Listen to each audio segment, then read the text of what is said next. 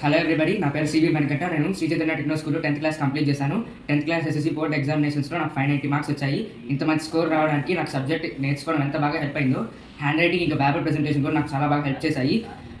Subject కోసం ఎన్ని programmes ఇంకా ప్రిపరేషన్స్ ఉన్నాయో మాకు హ్యాండ్ రైటింగ్ కూడా అంతే వాల్యూ ఇచ్చారు, ఇంకా ప్రిపరేషన్ ఎఫర్ట్ పెట్టారు.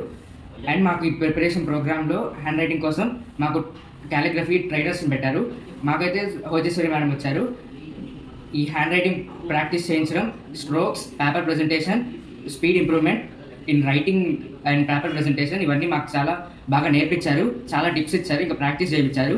ఈ ప్రాక్టీస్ వల్ల మాకు మెయిన్ ఎగ్జామ్స్లో మేము చాలా కాన్ఫిడెంట్గా ఈ ఎగ్జామ్స్ అనేవి అటెంప్ట్ చేయగలిగాము.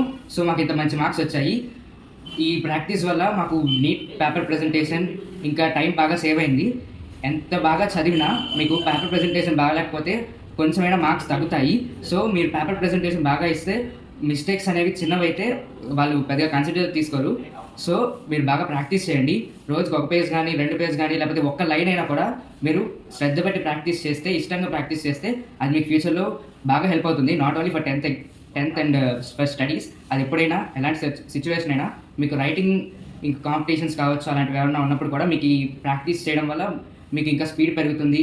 ఇంకా అలాంటివి బాగా హెల్ప్ అవుతాయి, మీకు ఫ్యూచర్లో కూడా యూస్ అవుతుంది. Thank you.